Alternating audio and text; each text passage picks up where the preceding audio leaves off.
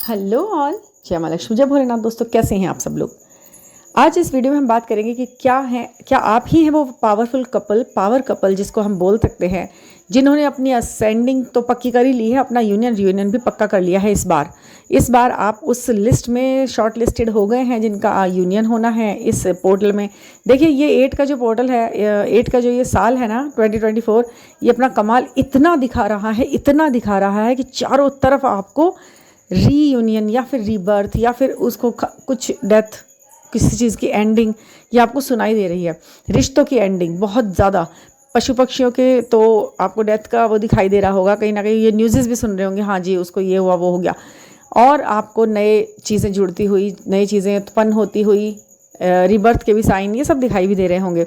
बहुत सारे रिश्तों की सच्चाइयाँ सामने आई है, बहुत सारी चीज़ों का थर्ड पार्टी का फेस रिवील हुआ है कि ये इसके साथ इस तरह से लीगल तरीके से रह रहा है या नहीं रह रहा है, जो भी आपको बहुत सारी नई नई चीज़ें, ऐसी न्यूज़ सुनने को मिले, शॉकिंग न्यूज़ कि क्या ये भी ऐसा इंसान निकला, इसकी ज़िंदगी में थर्ड पार्टी थी क्या, अब ये रिश्ते का क्या होगा।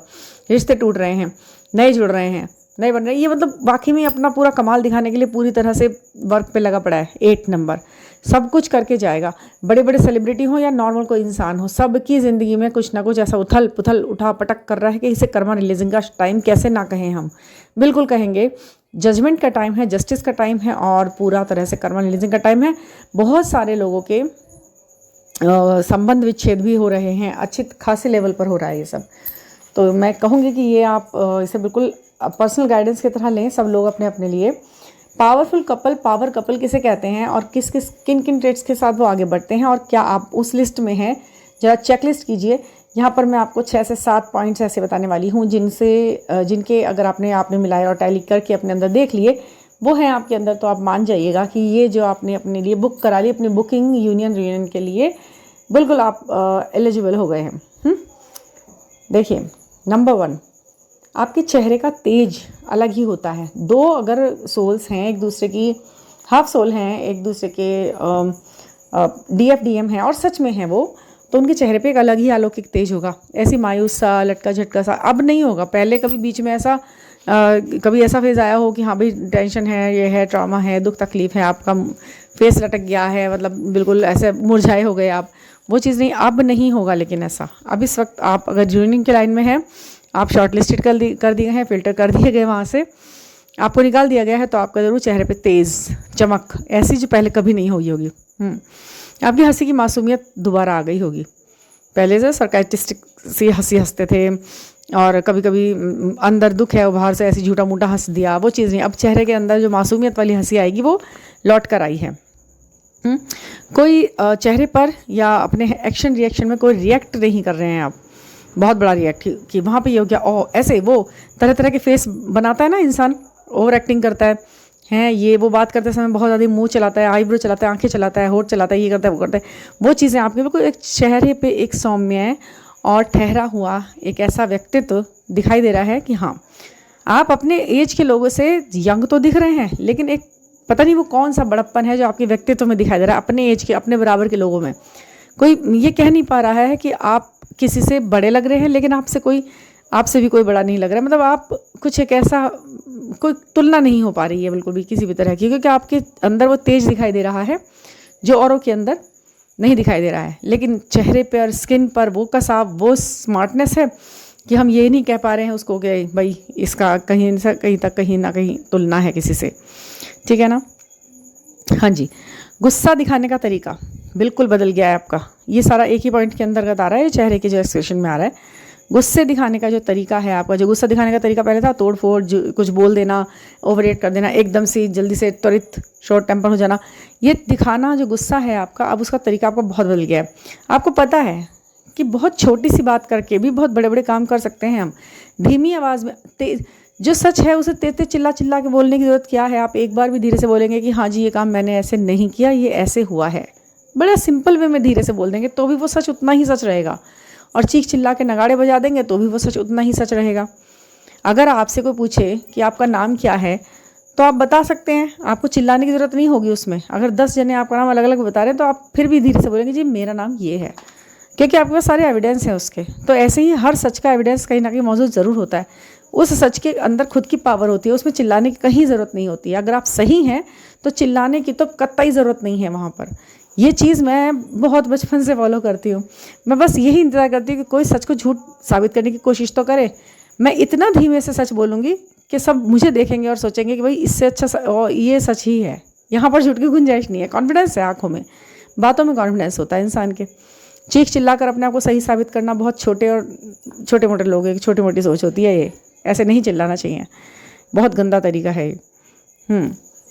और हाँ जी, आपको धीरे से बोलने के फ़ायदे पता चल गए हैं अब कि धीरे से बोलकर बड़ी बात कैसे की जा सकती है। और सेकंड है, अपने से बड़ों से सलाह लेकर काम करते हैं। अब आप जो लोग जो पावर कपल होते हैं ना, वो हमेशा अपने से बड़ों के सानिध्य में रहना इतना पसंद करते हैं, अपने से बड़ों की फ्रेंडशिप करना, उनकी दोस्ती अपनाना उनको इतना अच्छा लगता है कि वो उनके साथ रह कर ना अपने आप को ऐसा सोचते हैं कि हम भी इतना ही समय जी लिए, पीछे से होकर आए, फिर से वो सब कुछ जी लिए हम। देखिए, जब हम किसी झूले को झूलते हैं ना, मतलब इस चीज़ को ऐसे समझना, अपने से बड़ों से दोस्ती कैसी होती है।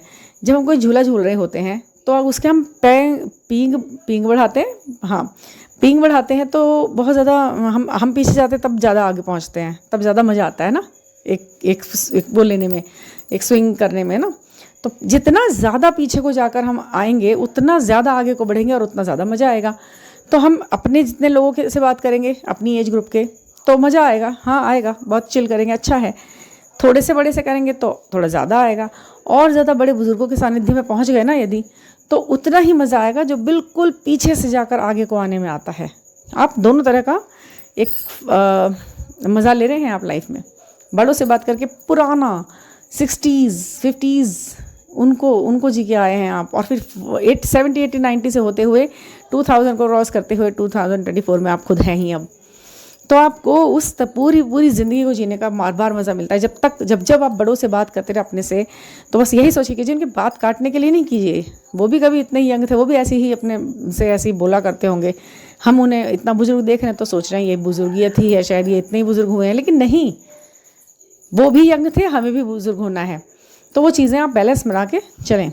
तो ये जो पावर कपल होता है ना, इसे बात पता होती है पहले से, और वो इसी तरह से बड़े सानिध्य में रहना पसंद करते हैं। जो ऐसा करते हैं ना, उनको ये बात बहुत अच्छी लगेगी सुनने में, और जो ऐसा नहीं करते वो स्किप कर देंगे। ये क्या बता रही है पता नहीं।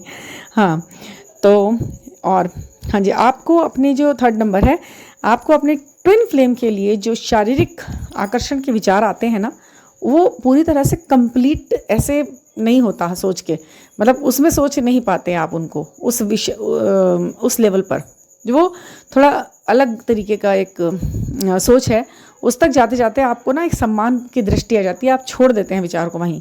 चाहे आप DM हैं, चाहे आप DF हैं, वो एक आता है, एक लम्हा, एक दौर ऐसा आता है जिसमें हम शारीरिक आकर्षण बहुत महसूस कर रहे होते हैं अपने DM के प्रति, और ये गलत नहीं है। हम उनसे प्यार करते हैं, हम सोचते हैं कि हाँ जी इनके साथ घूमेंगे, हम ऐसे बैठेंगे, हाथों में हाथ डाल के बैठेंगे, और बहुत कुछ हम सोचते रहते हैं। हम बहुत कुछ सोचते हैं उस वक्त, लेकिन एक फाइनल जब हम किसी वैसी बात को सोच रहे होते हैं ना, फिजिकल एकदम उसका, तो हम एकदम सम्मानजनक दृष्टि से उनको याद कर लेते हैं। वो एक ऐसा पर्दा पड़ जाता है हमारी आंखों के आगे कि नहीं यार, वो तो बहुत ही ज़्यादा इनोसेंट सा है, वो कितना अच्छा है, वो कितना सम्मानजनक इंसान है। ऐसे ही DM है तो वो भी ये सोचते हैं, अरे नहीं वो बहुत अच्छी है, उसके बारे में ऐसे नहीं सोच सकते। वो प्यार है, प्यार का एक चरम सीमा है वो प्यार की, वो समर्पण का भाव है, पर मैं ऐसे कल्पना भी नहीं करने देते ईश्वर ना। उनका एक तरीका है इस बात को सोच पाने का, तो ये बहुत बड़ा, माय गॉड, ये बहुत बड़ा एक तरीका है ये बताने का कि देखिए, सम्मान की दृष्टि से देखना है उस व्यक्ति को, प्यार से भी तो देखना है और सम्मान से भी देखना है। ये ईश्वर का एक तरीका होता है आपको ये बता देने का कि भाई ऐसा मत सोचो, और प्यार से सोचो, अच्छा है, बट वहाँ तक मत पहुँचो। जब होगा प्रेम, आकर्षण, समर्पण, सब कुछ होगा। हाँ जी, 4th है, आप धन को वैल्यू तो देते हैं, सम्मान, क्योंकि धन से दुनिया चलती है, आपको अच्छी तरह पता चल चुका है, क्योंकि इतनी बार आपने टोकरे खाई है ना इस जर्नी में कि हर चीज़ की वैल्यू हो गई है। तो धन की वैल्यू तो सबसे पहले कराते हैं अपनी, है ना, माँ लक्ष्मी अपनी वैल्यू कराती हैं, बहुत वैल्यू है उनकी, बहुत ज़रूरत है उनकी। हाँ जी बिल्कुल, उनके बिना ज़िंदगी में कुछ नहीं है यहाँ पर। लेकिन फिर भी जब बात रिश्तों की और व्यक्तियों की आती है ना अपने से संबंधित, तो आप धन से ज़्यादा वैल्यू व्यक्तियों को और रिश्तों को देते हैं, उनको सम्मान देते हैं। आप ये नहीं सोचते हैं कि मैं तो बहुत बिजी हूँ भाई, मैं तो अपने रिश्तों को भी साइड में रख के पहले काम करूँगी या करूँगा, नहीं, कितना भी ज़रूरी काम है, अगर कोई एक दिन, कोई विशेष दिन है, तो आप उस दिन के लिए अपने उस सारे शेड्यूल को साइड में रख के वो एक विशेष दिन अपनों में बिताना ज़रूरी समझते हैं।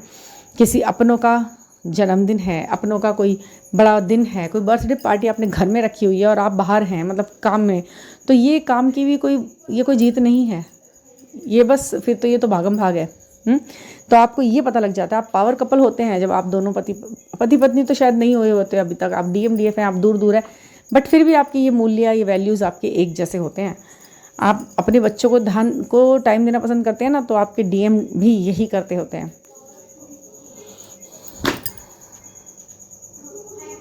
यही सोचते हैं कि पहले घर परिवार, उसके बाद कुछ और। फिफ्थ है कि एक दूसरे के पर आपका हक है, ये बात आपको पता होती है, लेकिन आप उसे जताना सही नहीं समझते। आप सोचते हैं कि ये सब कुछ है तो ये कहीं ख़त्म ही नहीं होगा, ये तो ब्रह्मांड में है, ये है और ये कहीं ख़त्म होगा नहीं, इसका अस्तित्व भी है, और ये जब दिखेगा ये सब जगमग सितारे की तरह, जगमग सूरज की तरह चमकेगा, हम दोनों के ऊपर कितना हक है। तो इस बात को अपने मुंह से बताकर बात को छोटा क्यों करूं? मैं इस हक को जताऊंगा नहीं, मैं इस हक को फील करूंगा, हर पल मैं फील करूंगा और वो भी फील करेगा सामने वाला। दोनों एक दूसरे पर इतना ज़बरदस्त हक मानते हो, फील करते हो, लेकिन उसे जताते नहीं हो। वो अपने आप आपसे बंधा हुआ ऐसा डोर है जो आप कहेंगे, आप उन्हें जाने देंगे, आप जाने जाओ, घूम लो, फिर लो, वो जाएगा ही नहीं आपसे दूर। वो थोड़ा दूर जाकर आपके पास वापस खींच के आएगा। इसे कहते हैं हक, इसे कहते हैं सच्चा प्यार। और यही होता है पावर कपल का सबसे ज़्यादा पावरफुल मोमेंट, कि एक दूसरे से दूर, जितना दूर जाने के लिए बोलोगे ना, उतना ही वो ज़्यादा पास खींच के आता है। और ये इस रिश्ते में होता है। आपको बिल्कुल पेशेंस की ज़रूरत है। बस यहाँ पर जाने से रोकेंगे नहीं आप उसे, वो तो खुद ही खींचा हुआ आएगा, क्योंकि नेवल से आपका कनेक्शन पूरा, आपका जो डोर बंधी हुई एक दूसरे के साथ है, वो कहीं नहीं जाएगा। 7th है कि समय की कीमत जानना। आप एक दूसरे के समय की कीमत जानते हैं। आप कभी भी एक दूसरे को बहुत ज़्यादा बातों में नहीं लगा सकते, नहीं लगानेंगे, आप बिल्कुल नहीं कहेंगे। आप उनसे ये ऑप्शन हमेशा, एक सही सुलझा हुआ इंसान पता है क्या करता है, आज की डेट में ना तो कोई किसी को अगर कॉल नहीं कर पा रहा है, वो सिर्फ एक वॉइस नोट, वो एक छोटा मैसेज, मीनिंगफुल बात, और फिर बस उसकी ही फ्रिक्वेंसी में रहना। ठीक है, बात हो गई है, मैं खुश हूँ, I am happy, I am satisfied. सारा दिन उसका दिमाग कचर कचर करके खाना, ये ना तो आपको पसंद आएगा ना उनको पसंद आएगा। आपको फील करने में ज़्यादा मज़ा आएगा, बजाय एक्सप्रेस करने के और बातों में समय और एनर्जी वेस्ट करने के। आप फील करेंगे। एक बार दिन में आपने कहा I miss you, I love you, तो उस I miss you, I love you को पूरा दिन फील कीजिए। उसे भी फ्री रहने दीजिए कामों के लिए, और ख़ुद को भी फ्री रखिए कामों के लिए, ताकि आप जब दोबारा मिलें तो वो तरोताज़गी बनी रहे। पूरा दिन I love you, miss you, ये करने से कोई फ़ायदा नहीं होगा, कुछ भी नहीं होगा, ये सब स्पॉइल हो जाएगा। तो इस तरह से आप जिए, और ये बहुत अच्छा तरीका है अपने आप को बिज़ी भी रखने का, अपने आप को असेंड करने का और अपनी वैल्यू बताए रखने का। तो ये पावरफुल कपल के जो मैंने आपको बताए हैं, सिम्टम बताए हैं, ये ट्रेट्स लेकर अगर आप चल रहे हैं तो आप वाकई में पावरफुल कपल हो चुके हैं, और आप दर्ज करा चुके हैं नाम अपने यूनियन की लिस्ट में। यूनिवर्स आपको पहचान चुका है। ये पता नहीं, मेरा वीडियो आज मैंने मुझे सुबह से कुछ और टॉपिक पर बनाना था वीडियो, बट इसमें बनाया, और ये ईश्वरीय गाइडेंस के अकॉर्डिंग ही बना है, और जिस तक पहुँचे और जब भी पहुँचेगा उसके लिए वैल्यूएबल होगा ही। पर्सनल रीडिंग के लिए, पर्सनल गाइडेंस के लिए, टैरो रीडिंग के लिए, कोई भी बात जानने के लिए, न्यूमेरिक के लिए, कुछ भी पता लगाने के लिए 9410671874 पर मेरा ये व्हाट्सएप नंबर है, मुझसे कनेक्ट कर सकते हैं। मैं सामने आमने बात होगी, मतलब 1-to-1 बात होगी, आमने सामने तो क्या बात होगी, सॉल्यूशन भी निकलेंगे आपके लिए, ठीक है ना, with switch words and mantras. Thank you for listening.